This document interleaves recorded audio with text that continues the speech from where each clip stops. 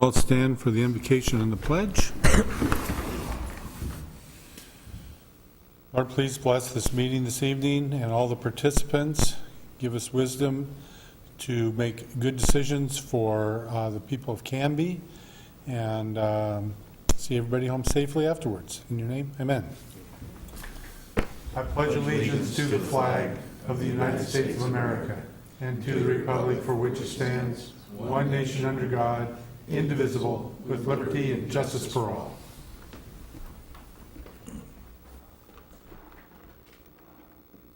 I want to thank everybody for coming this evening, being ready to participate. The first order of business is citizen input on non-agenda items. I have two people that want to speak on that. Mr. Clint Coleman.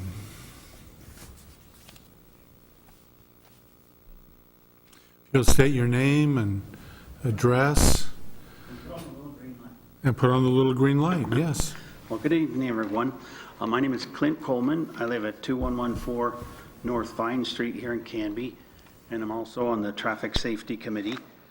And I just wanted to point out that, in the traffic safety, we work on a variety of issues in the community, and we're, really trying to sink our teeth into each situation that comes along and try to identify various solutions and pick the best ones. And I just wanted to, take note of the fact that with the Northwoods development being built out and new homes on Pine Street and North Redwood master plan that is likely in our future and new apartments on Territorial, some of the solutions that we have seen at traffic safety have been digital speed signs. And I know that one of the things we run into quite often when we look at placement of those is budgeting items. And so I just would like to mention, as new developments come online, if those are maybe given greater consideration, because I think those are a very effective tool for slowing people down. Also, on Territorial, with all those developments, I mentioned Northwoods, Pine Street, North Redwood, and new apartments on Territorial, I think in the future, consideration of a four-way stop at Redwood and Territorial, in my view, would be a good consideration. And also the fact that if there in fact in the future is a dog park over on the riverside of Territorial, there should be a safe way for people to cross with their dogs. And so those are just some of the things that I wanted to mention. Also, in some of the past things that our traffic safety's gotten involved with, when the Sequoia Street Bridge was about ready to open, we worked with the neighborhood over there, and they were quite concerned. They knew they were going to be having quite a few more cars, and so we worked with the city to try to have added patrols and new innovative signs, and neighborhood involvement is really helpful. And so just appreciate everything you guys do and the city does, and just let you know that we want to help your efforts. So thank you. Any questions for Clint? I have a question. Sure. Where's it being considered for a dog park over there? Well, where I've heard about that dog park being located is right near where you'd go into the Public Works off of Territorial, just in that open field. Brian, isn't that where that's been? Yeah, there was a house that was removed near where a new electric, or was it wave? I don't know what substation thing it is. Utility thing was recently expanded just as you go in the entrance there on the right-hand side. Kind of across too from those apartments that, right, if you come up to the corner of Redwood and Territorial and you turned right, it's going to be pretty much right there on your left. And, So how did the, I'm sorry. No, you go right ahead. No, I mean, Okay. So how did your neighborhood involvement coordination go with keeping traffic? I mean, did that have a good effect? Did it have a long-lasting effect? over on 13th Street? Yes. Well, it's kind of a work in progress, and we're very fortunate to have an active participant on traffic safety, from over in that neck of the woods. And we have really good participation from the police department and the fire department. And, you know, some of the things that we try to keep track of are the traffic counts. And it's remarkable the number of daily trips there are. And that's even before a lot of these new homes are going in. And one of the things we really want to do is, you know, there's a lot of people that ride their bike and walk their dog or just go for a walk. And Canby is a wonderful place, and we just want to keep it that way. And we want folks to know that our traffic laws are not suggestions. Any more questions for Clint? Thank you. Thank you very much. The next person that would like to speak is Mr. Bob Backstrom.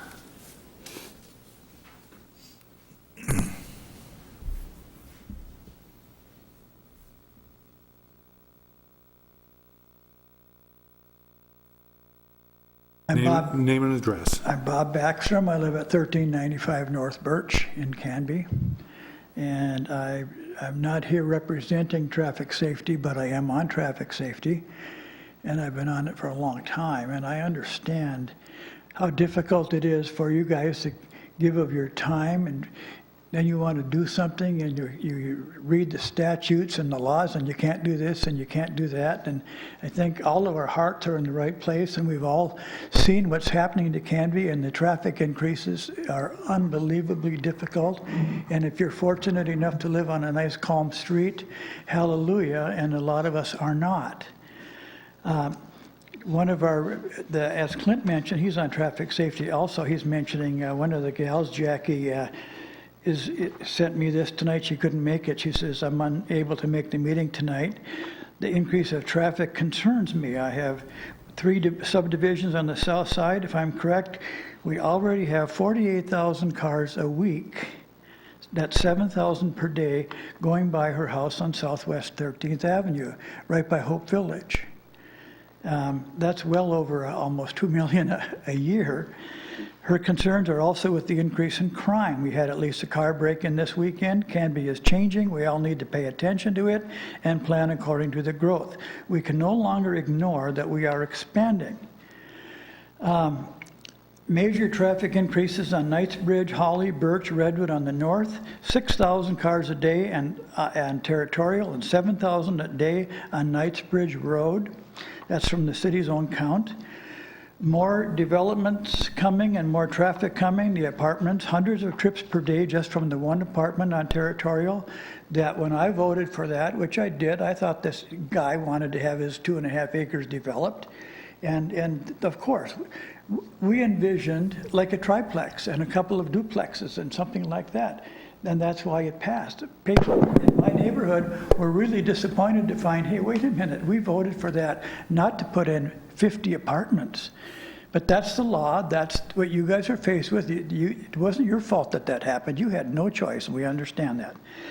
I guess what we're coming to you tonight is to try to get us all to make some noise about the livability in our town. There's major increases on the south side. There's 7,000 per day on Southwest 13th, as I said, and traffic studies that you require and that the city requires do not tell the whole story. There's no livability impact study. There's no study required to the neighbors who live remote from the development. People who are on the end of Birch, for example, and Knightsbridge Road are going to feel the impact from the 50-unit apartment building that's being put in on Territorial. There's nothing we can do about that currently. I hope that we can all get together and make things happen. People do want to come to Canby, but they realize until it's too late how bad the traffic is. Several of my neighbors, new young kids, have moved in across from me, and they said over and over, they didn't do enough research. They didn't spend any time here. They had no idea the danger and the traffic and the noise and the livability issues where they live. Calming our streets must be a major consideration. It's a very important result of all future planning and development. We cannot continue to go on pretending there is no negative impact on the neighborhoods. We ignore that because your hands are tied. It's not part of your bailiwick. You don't have the right to get involved with that. It's time we made some noise, maybe tried to get some laws changed, some directions. We need some real strong advocacy for people who have been living in this town as I have since 1975, 40-some years, paying my taxes, being a good citizen, never breaking into my neighbors' homes, never causing any trouble, but I'm putting up more and more and more and more every day, and believe me, you know as I do, I'm not alone. We must do more than just talk about livability. We must do something about it at the same time. I hope that we can do more than just wish for better things. I realize that you and others are bound by statute and law, but we must start advocating for the residents who put up with this ugly situation day after day. We've got to stand up for what is right. There's more to it than just citing policy. We've got to say, look, that's a policy. Yeah, we have to abide by it. We have to do this. We have to do that. But what else can we do? So last year there was this great survey put out by the parks people. And all the people in Canby responded about how they'd like to have a park, how they'd like to pay for it, what they'd like to do. I'd like to see us do a survey to all the neighbors in Canby to talk about their livability issues and their traffic issues. Because you and I know that there are mufflers in this town that go by your homes and they're so damn noisy, they wake you up, and there's nothing we can do about it. And nothing ever happens about it. The police finally bought 1 meter to measure the noise from these cars. The speeders, the noise, it's unbelievable what goes on in this town. Our police department is doing a great job, but they're very shorthanded. You guys are doing a great job. Your hands are tied. We on traffic safety, we make recommendations, well, that's too expensive, or you can't do this and you can't do that. So what I want to see is that we all make a lot of noise because it's our town and it's coming and it's going to get worse and worse and worse. And if you live on Knightsbridge Road, or you live on Holly, or you live in Birch, or Reddit Territorial, or down on 13th, or on Township, you know what I'm talking about. So gentlemen, whatever you can do, we would really appreciate it. I think we can do it jointly. Traffic safety has a lot of same goals that you do. And that's my pitch tonight. I'm not here to gripe at anybody. I'm thanking you for all you do. Thank you, Bob. Does anybody have any questions for Mr. Backstrom? Okay, just for the general audience, we will be having a work session on this very topic after this meeting. So, and that's open to everybody. So feel free to hang out and join in the conversation. Okay, thank you. Thank you. Okay, we have the minutes of the March 13th Planning Commission meeting before us for approval. I'm going to make the assumption that everybody has read those. I will entertain a motion to approve the minutes of the March 13th Planning Commission meeting. Chair, I move that we approve the minutes, March 13th meeting. I second it. All in favor, say aye. Aye. Opposed? Thank you. Then we have before us also the approval, the April 10th, 2017 Planning Commission minutes. Again, I will assume that everybody has read those, and I will entertain a motion to approve those. I will move that we accept the minutes from the April 10th Planning Commission meeting. Second. All in favor, say aye. Aye. Opposed? Okay. New business. Brian, do we have any new business? Nothing listed. Okay. We will now move on to the public hearing, and we will consider a request for a minor land partition. Please note on the agenda that the address is to be corrected. It says 493 Northeast 3rd. It should read 496 Northeast 3rd, to create separate lots for a single-family home and duplex. MLP 17-01, and I hope I pronounced the name correctly, Patchol? Patchel. Oh, Patchel, okay. I knew somebody would. Okay, so we'll jump right into that. The matter presently before the hearing body requires a public hearing All interested persons in attendance shall be heard on the matter. If you wish to testify on this matter, please be prepared to step forward to the microphone at the appropriate time. State your name, mailing address, and interest in the matter. For those people other than the applicants that are interested in testifying as either proponents or opponents, please sign in on the sheet in the back or speak up when we call for testimony. For longer presentations, proponents and opponents may buy time from one another. In so doing, those either in favor or opposed may allocate their time to a spokesperson who will represent the entire group. You may be limited by time for your presentation. Generally, the applicant will have a total of 15 minutes to speak. The proponents will be given 5 minutes each, the opponents will be given 5 minutes each, and those thought to be neutral on the matter will be given 5 minutes each. The applicant will then have 10 minutes for rebuttal. All questions must be directed through the chair. Any evidence to be considered must be submitted to the hearing body for public access and to become a part of the record. All written testimony received both for and against prior to the hearings shall be summarized by staff and presented briefly to the hearing body during the staff report. Testimony and evidence must be directed toward the applicable review criteria contained as indicated in the staff report, the comprehensive plan, or the applicable land use regulations which the person believes apply to the decision. Failure to raise an issue accompanied by statements or evidence sufficient to afford the decision maker and the parties an opportunity to respond to the issue may preclude appeal to the Land Use Board of Appeals based on that issue. Failure of the applicant to raise constitutional or other issues relating to proposed conditions of approval with sufficient specificity to allow the local government to respond to the issue may preclude an action for damages in circuit court. Everyone present is encouraged to testify, even if it is only to concur with previous testimony.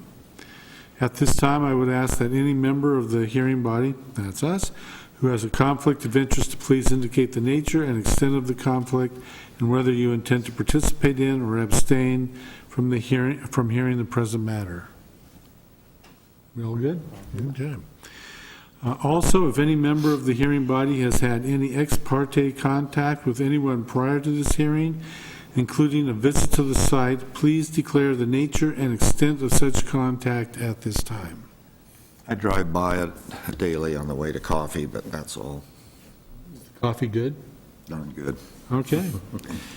Does any member of the audience have any questions for any commissioner regarding conflict of interest or ex parte contact?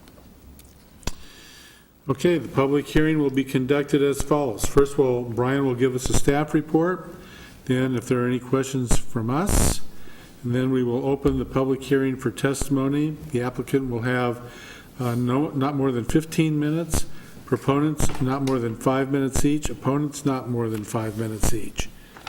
And I only have, I know there's another page to this. That's probably the one she returned to me. Yeah, and so I'm going to wing it. Good. And just say that after that, I will close the public hearing, and then we will make a decision. We'll discuss it, and then make a decision. Is that about it, Brian? Yep, that looks good. You gave it to him. Okay, so Brian, I should say that our overhead projector is not working, so, and the screen isn't down, so we are not going to have that for our television audience.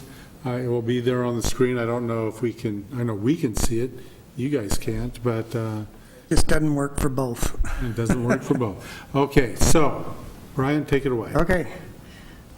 So the public hearing item tonight is a minor partition, and this slide screen here shows that this parcel stretches from 3rd Avenue to 4th Avenue. And there are 2 existing structures on this property. We have a single-family home that faces on 3rd Avenue, and we have a duplex, I believe, that faces on 4th Avenue. And so the intent here is to basically divide the property in half. It is high-density R2 zoning. One of the thought processes in the early discussions with the applicant was that the R2 zone technically has a minimum 14 units per acre.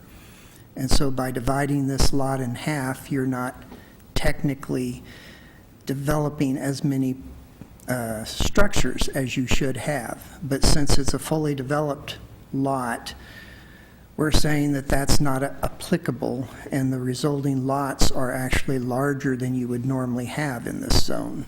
But we think it's appropriate because it's making it less non-conforming and getting closer to the higher density that you would expect by dividing it into 2 lots. This is a picture showing those existing structures, and pretty much in the middle there, between the 2 structures, is a proposed property line. And one of the things that they needed to think about, and is basically the applicant's responsibility, is how the existing utilities get to each of those structures, and to protect those existing utilities and or relocate them in a manner that they don't cross a property line, or if they do, they're protected by a utility easement. And generally what they've ended up doing on here is indicating a, whoops, what did I just do? I moved too quick. There's a utility easement proposed to be recorded on the plat, that this partition plat that will get recorded of record, that leads across the western portion of parcel 1. And that's containing apparently some sewer and utilities that are going up from 3rd to serve the parcel 2 that's on 4th, rather than all the services coming from each street, because it's the way they're set up today when it was a single lot. So they have that taken care of. One of the other issues, of course, when you do this, is making sure that you have adequate setbacks wherever you propose a new property line. And we've assured that they have those proper rear yard setbacks from the new proposed property line. And I believe they're actually currently meeting these interior side yard setbacks with the existing structures, and they comply with the front setbacks as far as I can tell as well. So all of those issues have been taken care of. We talked about in the staff report that the driveway that's on parcel 1 that fronts on 3rd Avenue does need a condition of approval to pave that driveway 20 feet into the lot. And the primary reason that we have an ordinance for paved driveways is to make sure that gravel does not get strewn out on the public streets. And so we think this is an opportune time to make that a condition of approval to upgrade to that current standard, since we're allowing the potential partition to go through. So that's one of the conditions of approval that's been listed. We did get one written comment from the public when we advertised, and that was from Jason Brissell, and he's has no problem with approval of this request, but he did mention that the driveway issue that I just talked about. He also mentioned that there's I'm not positive, but it's a 5 to 6 foot tall chain link fence across the front of the property on 3rd Avenue. And from talking with the applicant, I forget whether it was about 3 years ago, 3 or 4, when the city went out and improved both 3rd Avenue and 4th Avenue adjacent to this property. They put in sidewalks that were never there before, and in that effort to do that, they had to replace that fence and move it onto the private property, and they put it right on the property line. And that's fine. The issue is that even a chain link fence should not be taller than 3.5 feet tall. and so the fence is actually higher than that.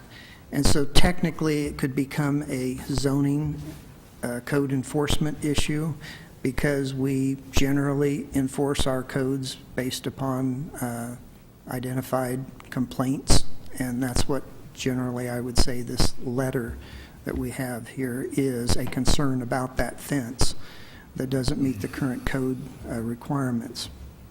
However, I would mention that there are lots of violations existing in the community because they were built, many of them before we even had standards that applied to them. And so we have not proactively gone to seek out those and try to remove those nonconformities. We've responded when we've gotten complaints, and we give highest priority to those that recently have erected something in violation of the ordinances. And so I think this is probably a long-time fence that did just happen to be moved to get it out of the right-of-way when we were doing that sidewalk widening project. A chain link fence doesn't have the same negative impacts to a wood screening fence when it's in the front property line, because as you know, the driveway is right there, and so they can't see if there was a wood screening fence, whether cars are coming when they're backing out. Well, it has been demonstrated, especially in darker hours and such, that chain link can actually block your view more than you think, with reflections and things off of those in less than ideal lighting conditions. And so that's why the code doesn't distinguish between fences, and it says any fence over 3.5 foot tall really shouldn't be there. So we're pointing that out because we have a comment that's pointing that out, and if you think I should continue with a code enforcement on that item, I'd be happy to do that. At this point, I have not called the code enforcement officer, but I could do that even without your direction if this person continues to press that issue. How tall is the chain Well, link thing? I don't know, we may ask the applicant, but it's 5 to 6 feet tall is what it looks like. There's a survey that says it's 6 feet tall right here that's on the screen, but I'm not sure if it is. It doesn't look that tall to me. The other item they mentioned is that there's an existing pole in the sidewalk. Of course, that sidewalk's brand new, so the city paved the sidewalk, leaving the pole where it was. And I talked to our city engineer who was in charge of that project, and he indicated at the time the sidewalk was put in, it actually conformed with ADA requirements in going around it. But now ADA standards have changed within the past year, and it no longer has the width that's required today. However, there is no city anywhere that comes anywhere close to meeting all the ADA standards, but it is our attempt when doing new projects that every new project will meet the current ADA standards. And as cities are able to budget, they will eventually go in and try to correct some of the worst violations that exist. But with them constantly changing ADA standards, things we put in just 3 years ago at enormous expense are now all wrong. So it's a really tough thing for cities to be able to keep up with those changing regulations. So I point that out just so it kind of explained that, why it's there and why it's in the sidewalk. It would have been a large expense to move it, apparently, and it would have involved negotiating probably with private property rights to put the pole on the private property. It'd still be a big expense today. Yeah. So anyhow, it's not a desirable thing to have it there, and apparently it wasn't just moved out of the sidewalk at that time. Then we had one other indication that there is a portable garden shed, not in all that good of a shape, that's on the 4th Avenue frontage, and it's currently like right on the property line. It's just a small shed. You can see it on the drawing. Up on the west property boundary, I believe, is the one they're referring to. And So there's another nonconformity. We have no idea how long that's been there. I mean, it may have been there for 20, 30 years. But when you have surveys done, you find these things out. And so that's kind of up to you. That's something that we could do code enforcement action on to help correct, since there's new things happening in this neighborhood. Maybe it's time for that to be moved and conform with the current codes. I think that's really about all I had. It's otherwise pretty straightforward, since we have full development. There is no new development. There's no street or sidewalk improvements needed, and all the utilities are currently serving the structures. Trying to identify where this shed is. Oh, that's what I thought, yeah, it's, So we do recommend approval of this with the, subject to the conditions of approval that are listed in your staff report. any questions for Brian? And that, the conditions of approval, I didn't see where they addressed the shed or the pole or the fence. They don't. That input came in later, and that's why I was pointing those out, so that you could decide if you can either just direct us to look into those issues as a code enforcement issue, or you can put them as a specific condition of approval to make sure it doesn't slip through the cracks. And Or we can Or- just leave it as is? you sure can. Any other questions for Brian? Okay, is the applicant here and would like to address this? That would be you. State your name and address, please. My name is Ron Paschal. I live at 725 North Baker Drive, Canby. I own the property 496 Northeast 3rd. The old garden shed's been removed. One of my renters brought it in years ago. People never seem to have enough storage. He left without it. So luckily, I knew who it was. I called him up, and he came and got it Sunday. So he was happy to get it back. Okay. The fence in front, I had it put in 93 or 94 by somebody I found on Nicollet at the time.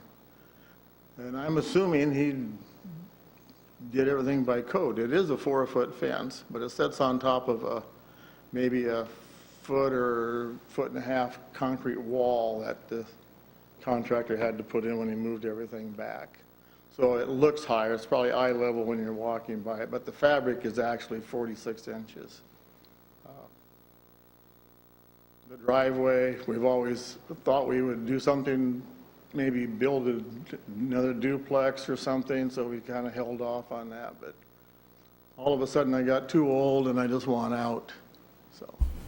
So we'll just pave the driveway or whatever's required. Anything else? Thank you very much. Any questions for me? Any questions? No, I think good. Thanks, guys. Thank you. Any other proponents? Any opponents? Anybody that is neutral on the issue and would like to speak? Okay, and obviously, there's no rebuttal, so I'll close the public hearing, and we will move on to our discussion of the issue. Well, after reading Mr. Bristol's input here to the planning director, it seems like he's got an axe to grind to me, because it's kind of nitpicking. If I had my way, all of these, quote, violations would be grandfathered in as acceptable, because it's been there, and if the rules change, then so be it. We shouldn't have to jump through hoops every time somebody rewrites a new law. Okay, thank you. I agree with that. Any other comment? I would agree as well, so I agree. Then, at this time, I'll consider a request for a minor minor land petition to 496 Northeast Third Avenue to create separate lots for a single-family home and duplex, MLP 17-01, subject to, we got the conditions here.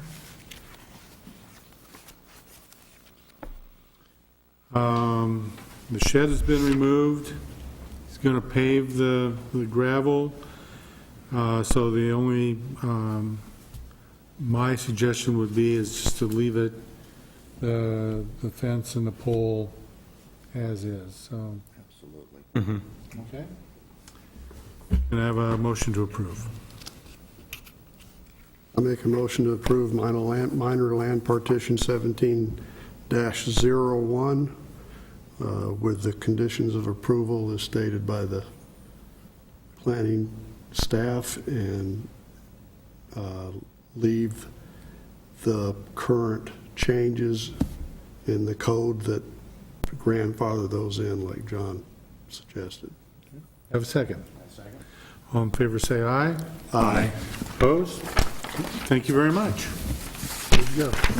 I just have one question. Is there any way Mr. Packle can be, because I could see perhaps Mr. Bristol coming back and calling up the code compliance lady, and, or does our decision override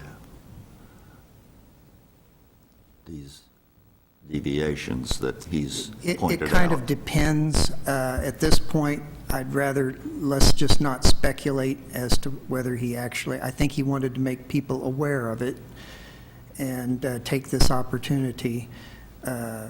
Two of his issues that are probably the most important are being taken care of. And so let's just see what happens, and if necessary, I'll let you know. But just to know that it is our, Yeah. our finding that, that those are good to go. It's grandfathered in, as you said. That's the best way to state it. Thank you very much. And then we will have a final decision. I will entertain a motion to, no public testimony, that we approve MLP 17-01 for the Patchell minor land petition. Move that we approve the final statement for MLP 17-01. Second. All in favor, say aye. Aye. Opposed? Okay. Items of interest from the staff, Brian? Thank you. I hadn't had time to think about this again. I did notify you a few weeks back that on May 17th, the city council is holding what I believe is being advertised. There's been some confusion about it as a joint council and planning commission work session to review the findings of the land needs analysis. And so you're invited to that here at the council chambers at 6 p.m. is when the work session is on May 17th. If you'd like to see some of the interesting things that came out of analyzing our growth and our current status of vacant land and redevelopable land, and any issues related to that to accommodate our future population projections. 6 o'clock here. I already have it down, so there you go. And then one of your esteemed members, missing one here, Andre? Andre, is attending that training session down in Eugene this month. And I'm trying to remember what date that was, May but 20th. he's all set up and ready to go. And so we applaud him for taking the time to do that. And then we currently do not have any actual applications on the next regularly scheduled meeting. So we haven't made any decision about whether we're holding that meeting yet or not. I mean, something could come up, but it's highly unlikely. So I wanted to let you know about that at this point. Brian, when is it likely that we're going to see something from the proposed development further over on the south end of town? That's a big question mark now as of last week. We've completed a scope of work for a traffic study, and those take 4 or 5 weeks, and the applicant has not gotten back with me for about 2 weeks and given us the notice to proceed with it. One of the largest property owners that were partnering in the annexation has pulled out. And so I think that has put him into different thoughts right now, trying to figure out if he is indeed moving forward or not for his main objective, which was the Beck property that has a subdivision that he's interested in developing. So that's, I mean, it's in the applicant's ball court now, and we're waiting to see. He's got to finish his concept development plan, and we'll see what happens. It's just been 2 weeks now and haven't heard anything from him. Well, probably the earliest that we would see it would be Yeah, it's- mid-June, end of Yeah. June? I think so. Okay. So as of right So now, as of now, I mean, I think it's still a project in work, but, because we haven't heard any differently, but it's going to take a good 2 months probably before you see it. and so as of right now, there will be no planning commission meeting in 2 weeks? Okay. You'll let us know if it changes. All I've got. Any items of interest that we'd like to discuss from our end? Okay, then I will entertain a motion to adjourn. Mr. Chair, I move we adjourn this meeting. Do you have a second? Second. All in favor, say aye. Aye. Yeah, we will take a 5-minute break, and then we will move on to the work session to discuss traffic. So, 5 minutes.